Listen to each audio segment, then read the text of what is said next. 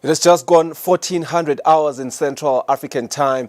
And if you're joining us from other parts of the world, it has just gone 1500 hours in East Africa time, 1200 hours in Greenwich Mean Time, and 8 a.m. Eastern Time in the United States. It is a very, very good afternoon. Thank you for tuning in to Market View with me, Sifiso Ngumalo. Today, just like every other day, we have a packed agenda for you. The big story, of course, is the Ministry of Finance's recent receipt of 3.26 billion emalangeni. This is coming from the Southern African Customs Union, popularly known as SACU. Minister of Finance, Honorable Neil Reichenberg, has, of course, announced that this funding is going to be very, very crucial in addressing government arrears, with a comprehensive strategy which is expected to be presented to the Cabinet in the next 3 weeks. Now, joining us to delve deeper into this very development will be our esteemed economist, Sanele Sibiya. We want to discuss first and foremost the implications of this funding. We also want to look at the planned arrear strategy that Minister Reichenberg also alluded to, as well as what this means for suppliers and the broader economy. So you don't want to miss this. I will ask that you stay tuned for an engaging discussion that you don't want to miss with myself and Sanele Sibiya. That is not the only conversation we're going to have. As per usual, you're not a stranger to this program. We do have our financials segments where we also look at the rates of the day, what are our currencies telling us today, what are commodities looking like at this very day. Sanele Sibiya will join us again on that very segment. But for now, let's go for a quick just introduction to our business news.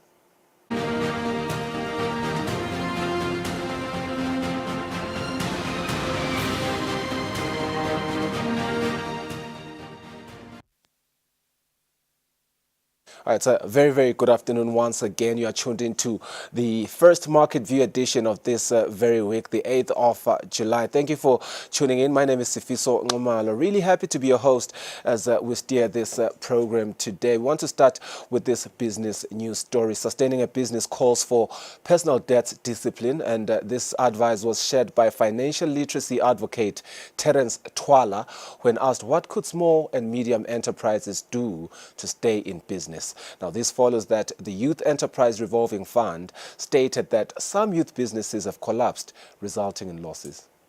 Whenever we talk business, we always say you need to first sort your personal life, financially so, because whatsoever you do personally, if you mismanage your finances personally, that will definitely affect the funds of your business. So you need to, a business is a system. So make the system work, make the system give you a salary so that whatsoever that you get from the business, it's documented and it's calculated and it's within what the business can afford. So that whatsoever you do with that money, once you finish this money, you're waiting for the following month. But if all your issues will be deliberated amongst yourselves, and whenever you have more issues, you withdraw more from the business, then the business will suffer. You need to make some cutoffs there and there so that if I'm faced with this issue, it is within my salary. If it's not within my salary, I get a loan from the business. What are the procedures of getting a loan? What interest is the business going to charge you? That's why we're saying a business is a system. You cannot just take money whenever you want to take money, because the business also has a life that needs to be supported with the very same money. It has bills, it has so many things that it needs to cover with the very same money. So make the policies and the procedures. How are you going to interact with your business? And the very same person that needs to respect that the most is the business owner. The financial literacy advocate continues to say that inasmuch as diversity is critical in a business, it should be done with caution. You diversify either because you have discovered an untapped opportunity, or there is demand for a certain product whereby you find that the opportunity has availed itself. But to diversify because probably the current business is struggling, then we will have issues. So then the best thing to eliminate any component of risk is to ensure that you start by doing at least a desktop study to say, if I invest my money in this, will I get the intended returns? And then invest gradually with money that you are willing to lose, because business, we know it's risky.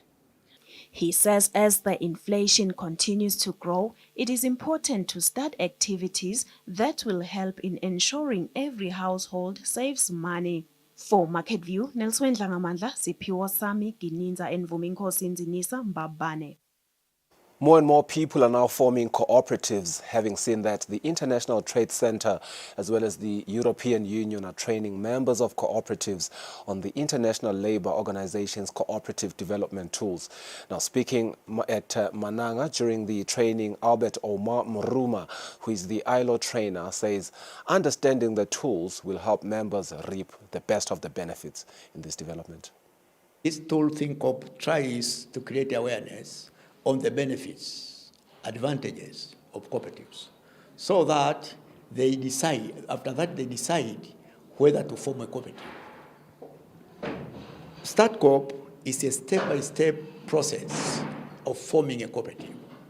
We walk the cooperative through all steps, how to form a sustainable cooperative. For MyCoop is managing your agricultural cooperative. Basically, MyCoop is a tool which enables the trainers to train cooperatives in terms of management, in terms of leadership, so that they can effectively manage their cooperatives. Members of different cooperatives believe that the knowledge they have attained will be very helpful as they execute their duties. Sabona nje sihlangene sikanye kanye ukuthi bantwana labanye sabachithile esikolweni and bahlele emakhaya bethu imisebenzi sabo ukuthi singahlangana sitela sesithola le opportunity ke kusasitelana sicaba ukuthi sasiphuma la sabe sathi ukuthi ibusiness tabe ichutshwa kanjani kuze ukuthi sibe financially stable singayi kuyongena etindweni tekula the majority yalabantwana bancane sicaba ukuthi babili abasala kuphela so bancane kakhulu labakhona so abaphuma labaphuma sebanemcondo munye ukuthi ibhizinisi singayakha kanjani bayakhe njani imali ukuthi batithuthukise nemndeni wabo. Sitekle training hoping to get knowledge mayelana nekuthi sisebenzisana njani sisenkathi cooperative and basite nekuthi we are hoping ukuthi batosita nekuthi ama ideas efuswa implement kanjani and how to get funding le proper and nekuthi ema projects lesike sabanawo some of them are failile so batosifundisa nayo ukuthi I project it's na failile siphinze sinyuse njani e co-op and naloko kunye batosita nge communication because most of ema projects are failiswa ngokuthi I communication kude kuma board members. Cooperatives in the country have assets worth about 2.8 billion emalangeni, and this is according to the National Cooperatives Federation of Eswatini. There are over 1,200 registered cooperatives in the country. For Market View, Nelson Dlangamandla, Junior Adagwa, Ezulwini. Right, that's it for our business news. Let's go for a net break. We return with looking at the business strategy that the Ministry of Finance proposes through its Minister, Honorable Neil Reichenberg, on the strategy to really work on the areas that we currently face as a country.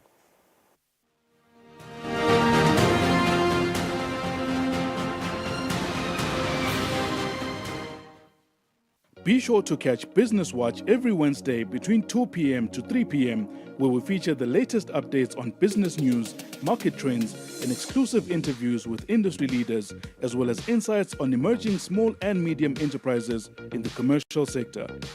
Business Watch, your business leader.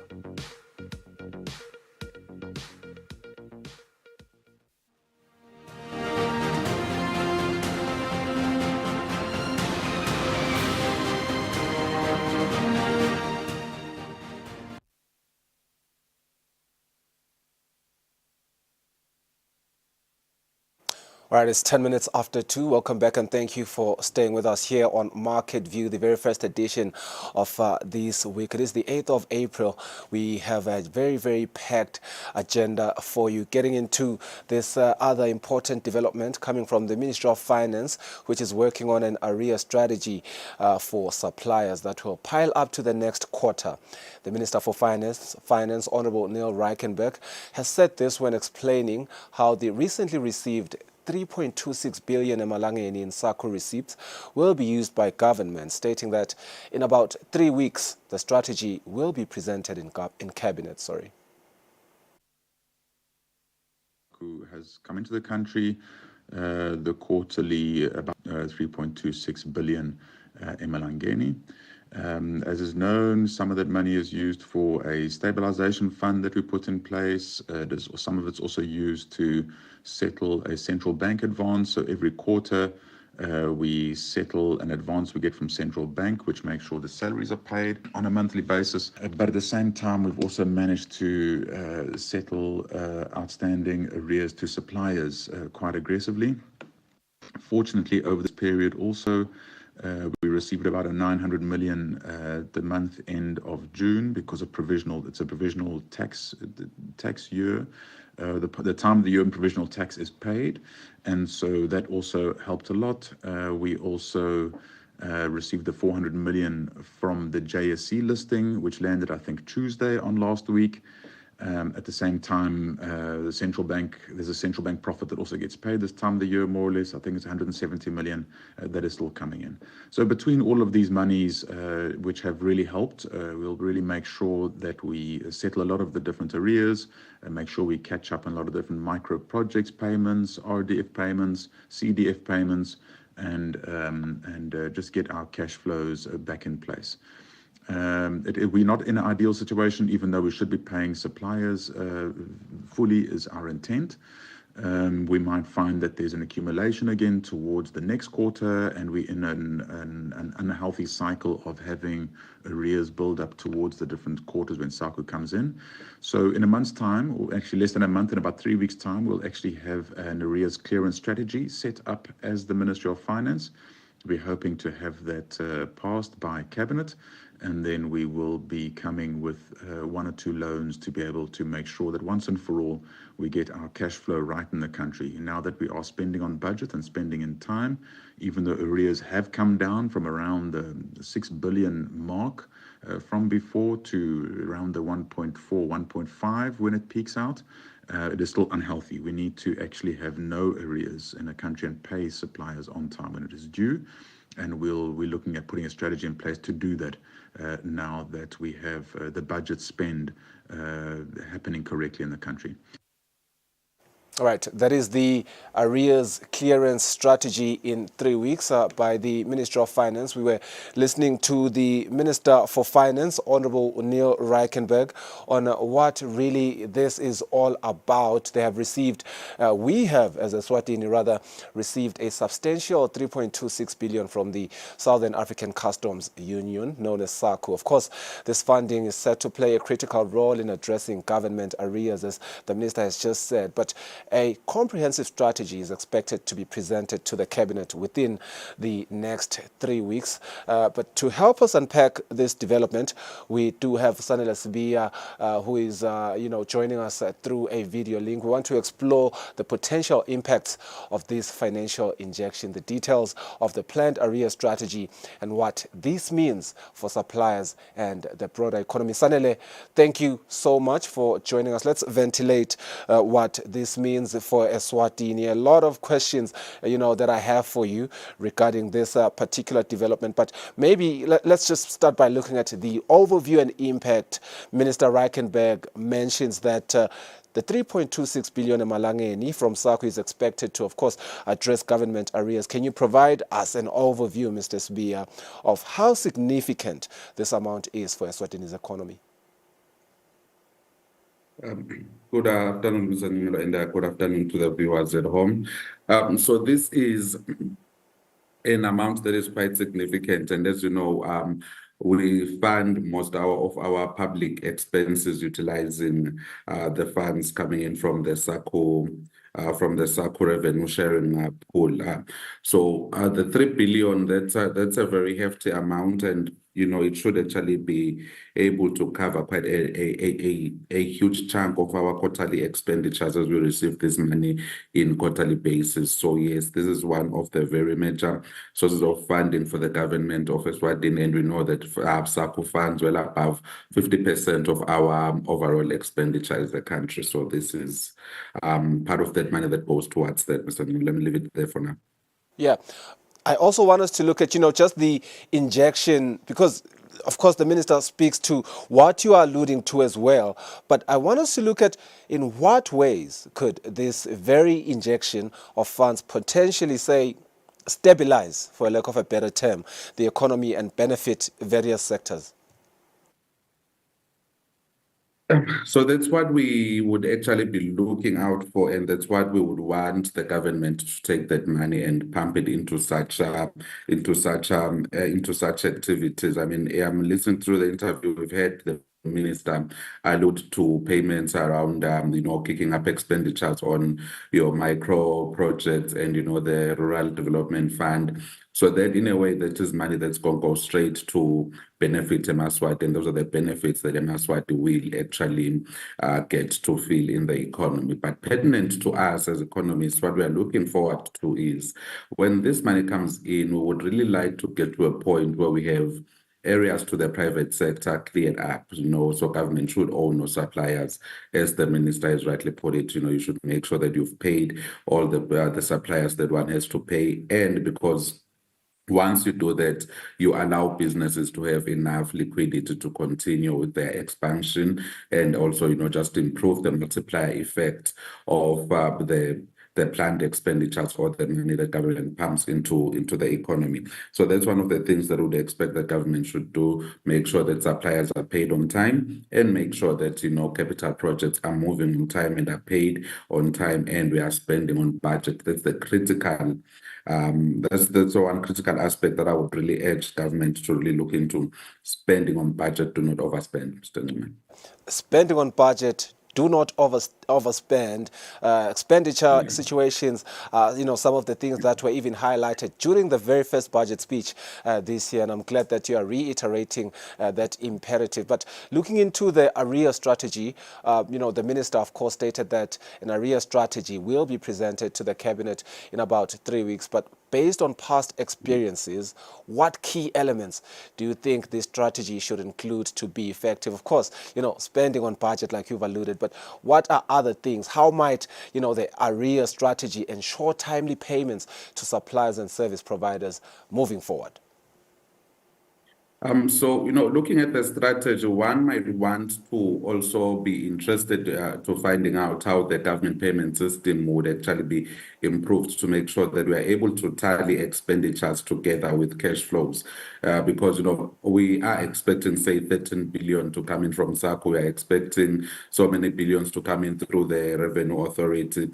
But the problem is, are we able to tally our expenditures with those monies so that we do not get to a situation where we are now accumulating further areas going forward? So that's one of the things that I'd be looking forward into in the strategy, to see how we are going to make sure that we are marrying the expenditure together with the cash flow, unlike a situation where we spend money that is not yet there, because this is how then you then begin to accumulate areas. And then also it would be an issue of just seeing how much of a commitment we are going to have to the strategy as a country. If we are going to go out there and raise this money to clear these areas, are we not then going to find ourselves in a situation where the money has come in and it gets diverted to other areas? Because this is a situation. This is not a new problem that we are dealing with as a country. It's a problem that we've dealt with for the past so many administrations, and the previous administration and this current administration really did something to try to bring this problem under control. But then the problem that we have now is, are we going to have that dedication to ensure that when the money comes in, it really just goes towards doing what we wanted to do, instead of just accumulating additional debt, but we haven't solved the problem, because it's a problem that we had hoped was going to be sorted in the previous administration, but we still have it with us today. So for me, it's more an issue of commitment. Are we going to have a government that is going to be committed to seeing this through?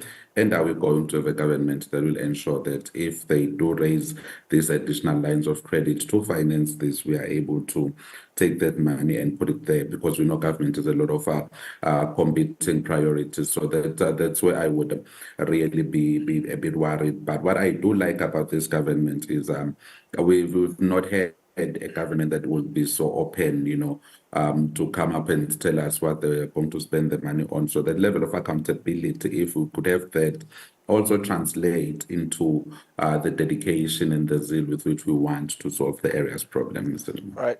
All right, you. Mr. Spear, I wanted us to get into, the fiscal management of things, but I think, some of the recommendations you have made have spoken to, what could be the immediate fiscal priorities to ensure optimal utilization of the funds.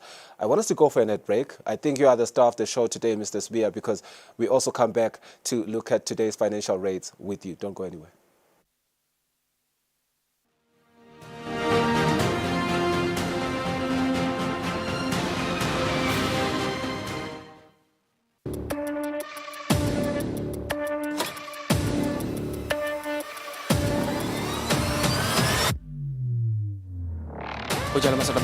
Sabatandi ukuthi njengalokhu Sibile sive sikhulume.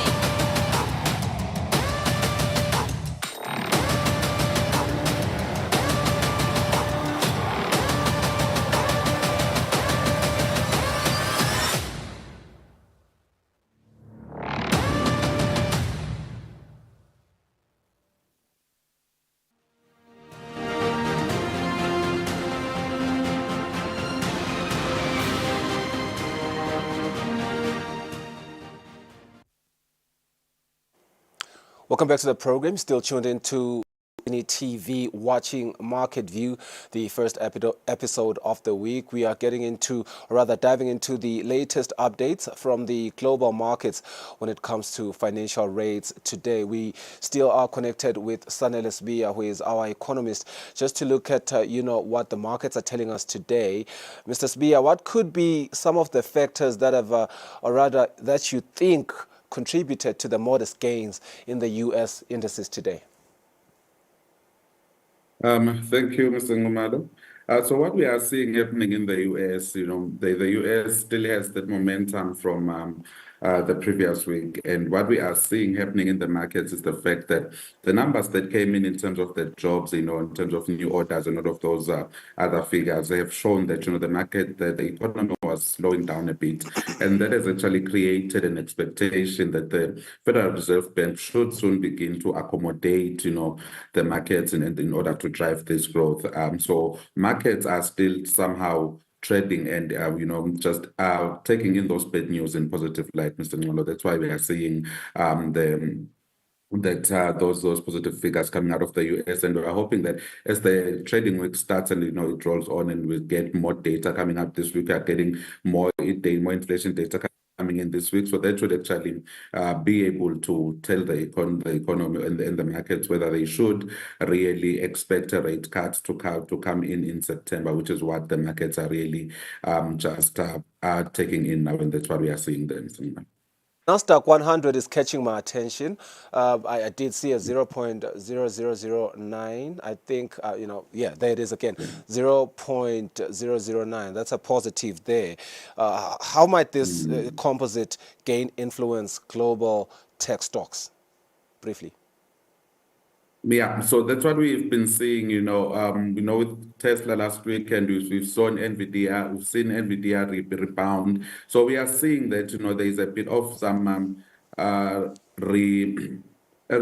this faith is growing again in the tech stocks. So that's why we are seeing the Nasdaq really pushing up the boundaries by that much, because the techs have actually posted a bit of profits this past few days, and we are much better than expected. We've seen that happen with Macron, and we've also seen NVIDIA rebound. We've also seen Tesla posting, earnings that were above what the markets would have expected. So there is a bit of that happening, and that's what we are seeing, pushing the Nasdaq composite up by 164 points as of last Friday. Sorry, I want us to move into the European markets, but before you answer that, a simple yes or no answer, given the current economic climate in the US, as we've just looked at that, do you foresee sustained growth in the US over the next quarter? Yes. Okay, that's good enough for me. European markets, we are seeing the DAX, of course, Germany. What factors contributed there to the 0.47% increase today?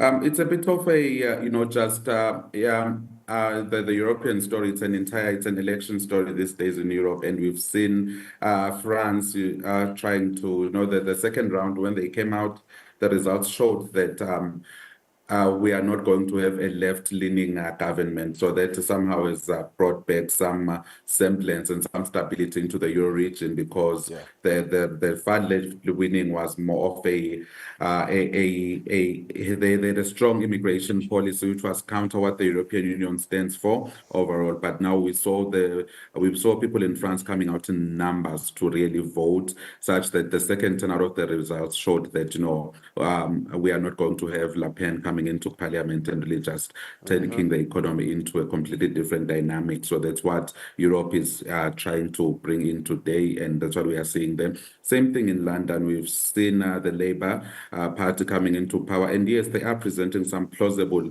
economic strategies in terms of policy. So the markets as well are also taking that in positive light, Mr. Newman.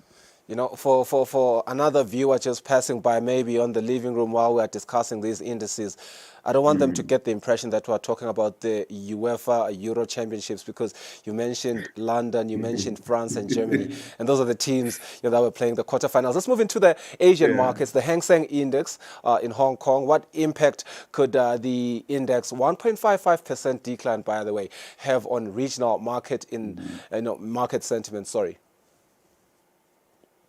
Thank you. So what we are seeing there is markets closed a bit higher today in Asia because the markets have closed. But you are seeing that on a day-to-day trade, you are seeing some losses. But overall, markets are still on a positive note. We are still on above 40,000 mark for the Nikkei, and we are seeing the Hang Seng coming up to the 500 to 17,500. What we are seeing is really struggling in Asia is mainland China. We've seen last week there was an entire the tariffs on EVs from China coming in effect last week Friday.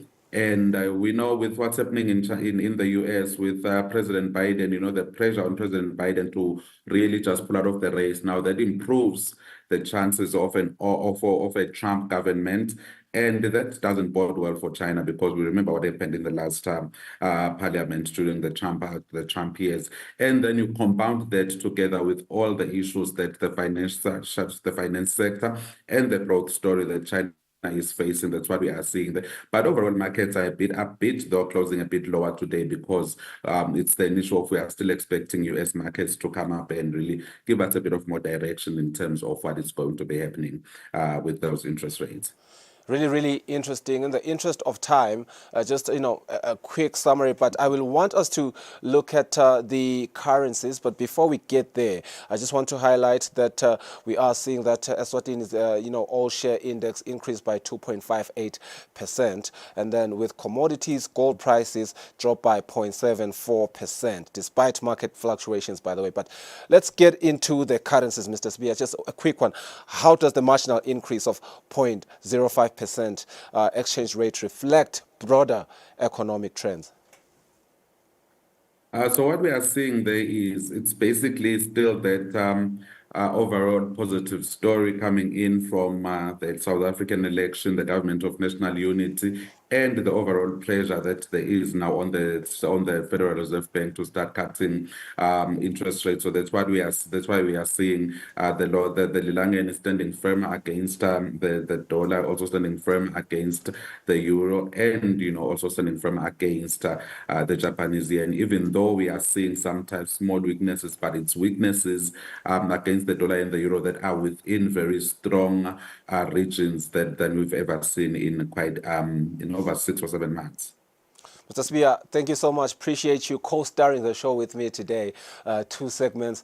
Really appreciate your insights, and thank you so much as well to the viewer for staying with us on the program. You've been watching the edition of Market View, Monday edition rather.